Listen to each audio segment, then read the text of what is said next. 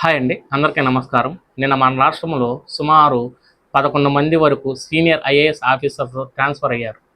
అసలు ఒక గవర్నమెంట్ నిర్ణయంలో ఐఏఎస్ పాత్ర ఎంతవరకు ఉండిద్దో ఈ కథనంలో తెలుసుకుందాం. రాష్ట్ర ముఖ్యమంత్రి గారు ఒక జీవో రిలీజ్ చేసిన తర్వాత, అంటే ఆ జీవో హెల్త్ మీద కావచ్చు, ఆరోగ్య శాఖ మీద కావచ్చు, లేకపోతే విద్యాశాఖ మీద కావచ్చు, లేకపోతే అగ్రికల్చర్ శాఖ మీద కావచ్చు, ఒక జీవో అంటూ రూపొందించిన తర్వాత ఫస్ట్ ఆ జీవో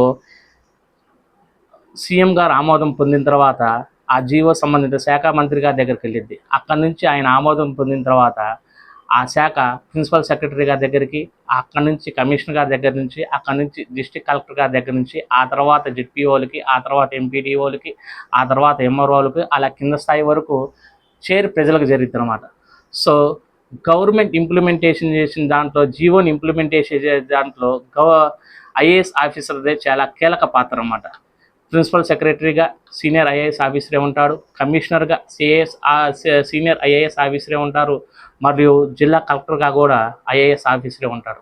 సో గవర్నమెంట్ రూపొందించిన ఒక జీవో ప్రజలకు చేరాలంటే ఐఏఎస్ ఆఫీసర్దే చాలా కీలక పాత్ర అన్నమాట. సో ఏ ముఖ్యమంత్రి అయినా సరే తాను తీసుకున్న నిర్ణయాన్ని ప్రజలకి సూపర్ ఫాస్ట్గా చేరవేయటంలో చాలా చురుగ్గా పాల్గొనే, చాలా చురుగ్గా యాక్టివ్గా పనిచేసే ఐఏఎస్ ఆఫీసర్లే కోరుకుంటూ ఉంటారు, వేసుకుంటూ ఉంటారు తన క్యాబినెట్లోకి. సో నిన్న ఆంధ్రప్రదేశ్లో కూడా సుమారు 11 మంది వరకు ఐఏఎస్ ఆఫీసర్లు ట్రాన్స్ఫర్ అయ్యారన్నమాట. వారు ఏ శాఖ ట్రాన్స్ఫర్ అయ్యారో ఇప్పుడు ఒకసారి వివరంగా తెలుసుకుందాం. సో టీటీడీ తిరుమల తిరుపతి దేవస్థానం ఈవోగా అనిల్ కుమార్ సింఘాల్ను నియమిస్తూ ప్రభుత్వం ఉత్తర్వులు తీసుకుంది. అలాగే ప్రస్తుతం ఉన్న శ్యామలరావుని జేఏడీ ముఖ్య కార్యదర్శిగా నియమించింది.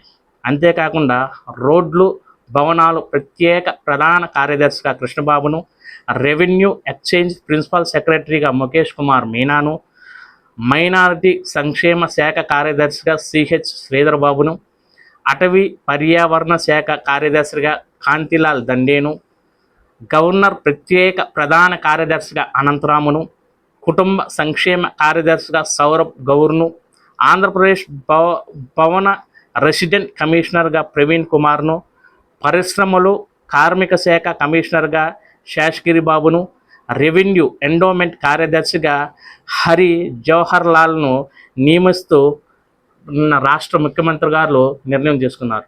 ఏ ముఖ్యమంత్రి అయినా సరే తాను తీసుకున్న నిర్ణయాలను ప్రజల్లోకి సమర్థవంతంగా తీసుకెళ్లే ఐఏఎస్లనే ఎంపిక చేసుకుంటూ ఉంటారు. అలాగే నిన్న ముఖ్యమంత్రి గారు చంద్రబాబు నాయుడు గారు కూడా సుమారు 11 మంది సీనియర్ ఐఏఎస్లను తమ క్యాబినెట్లోకి కేటాయిస్తూ ఉత్తర్వులు రిలీజ్ చేశారు. Thank you.